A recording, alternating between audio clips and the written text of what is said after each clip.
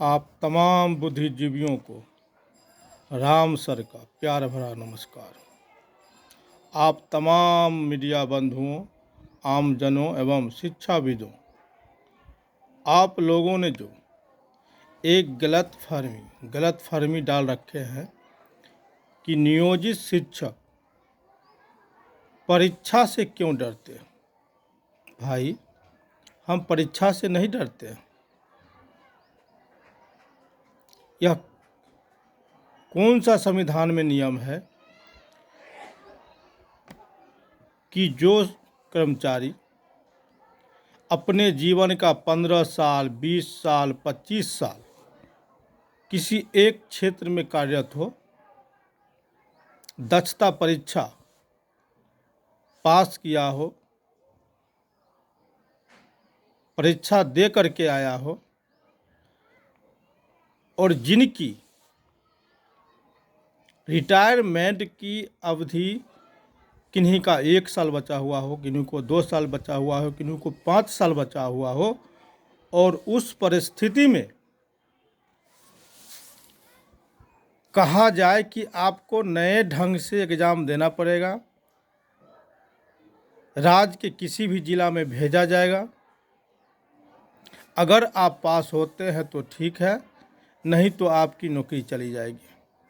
कौन ऐसा विभाग है, आप बताएंगे?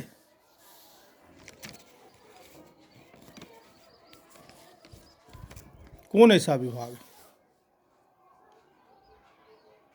परीक्षा से हम नहीं डरते, हम तो दिन रात परीक्षा ही देते रहते हैं।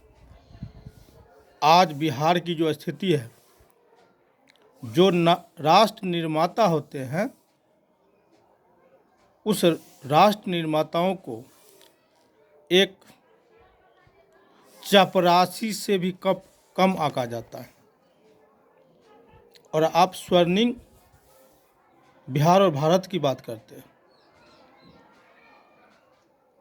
एक समय था जो गुरु देवता से भी बढ़ के हुआ करते थे, और आज क्या हमने क्वालिटी एजुकेशन नहीं दिया है? 2003 के बाद और 3 से पहले की स्थिति आप देखें, विद्यालय में कितने बच्चों की संख्या। क्या आज IPS BPSC पास करके बच्चे नहीं अधिकारी बन रहे हैं?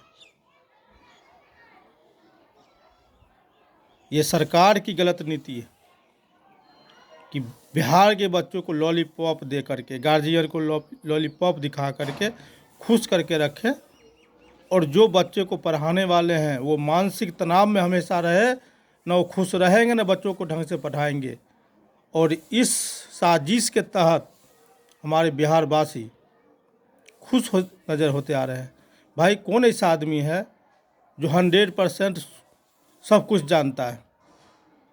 कोई ऐसा परिपूर्ण है? धरती पर जितना जीव जंतु, सभी में गुण और दोष पाए जाते हैं।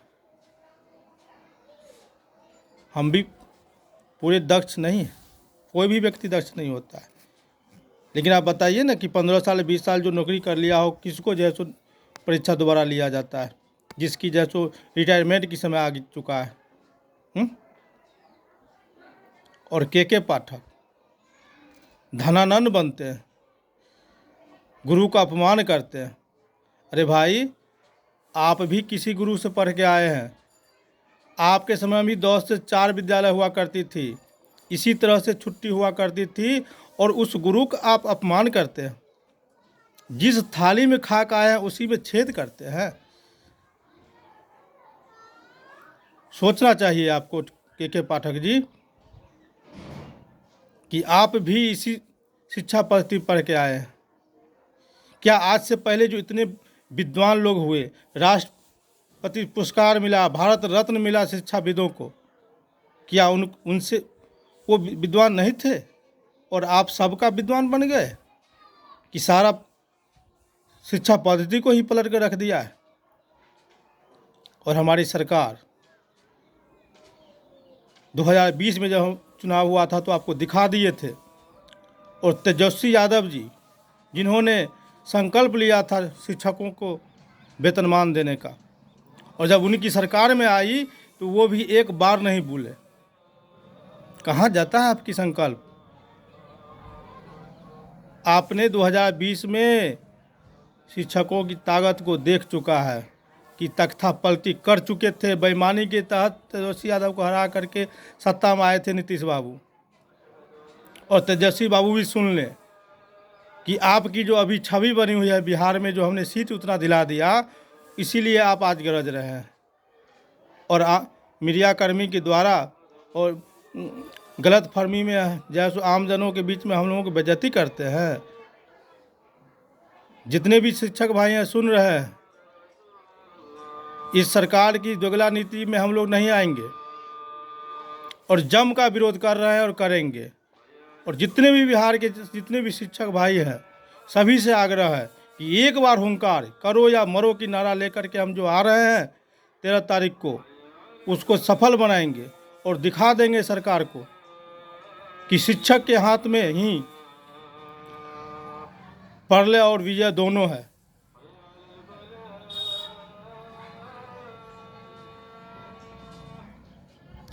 तो हमारे देश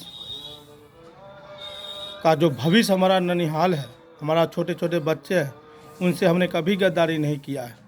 लेकिन सरकार चाहती है जैसा करे, वह अच्छा से जैसे शिक्षित न हो, ताकि आगे चल कर हम जो जितना बार मंत्री बनते हैं, जितना बार विधायक बनते हैं, पेंशन पर पेंशन लेते हैं, आने वाला समय में यह खुल जाएगा आँख लोगों को, इसको बंद कराओ। इसी के डर से नेतागण जो है शिक्षा को जैसे चौपट करने में लगे हुए हैं।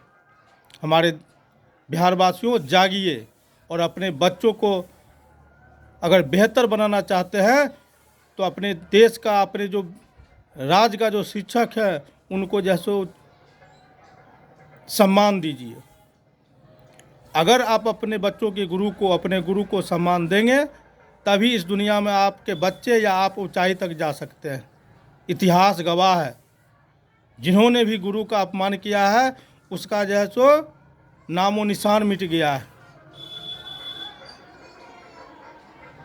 और हमारे देश की दुर्भाग्य है, हमारे राज्य की दुर्भाग्य है, हमारे देश के पदाधिकारी और मंत्री हमारे राज्य के जो है सो बर्बाद करने में लगे हुए हैं। जिनको अपना कोई नहीं है घर में, जिनका अपना कोई परिवार नहीं है, वो दूसरे को परिवार क्या समझेंगे। इसलिए हमारे बिहार के भाइयों और बहनों, अपना अपना जो है सो दायित्व को समझिए, और ये साजिश के तहत जो शिक्षकों का अपमान किया जा रहा है उसका आप भी विरोध कीजिए। सभी को प्रणाम, और डटे रहेंगे हम लोग जब तक हमारे अधिकार नहीं मिल जाती है। और ये हमारा जन्मसिद्ध अधिकार है, शोषण का विरुद्ध हमने जंग छेड़ दिया है, और तब तक नहीं मानेंगे जब तक जीतेंगे नहीं। जितने भी हमारे शुभचिंतक हैं सभी, अगर मेरे द्वारा कुछ गलत कहा गया हो तो माफ़ कर दीजिएगा। So thank you.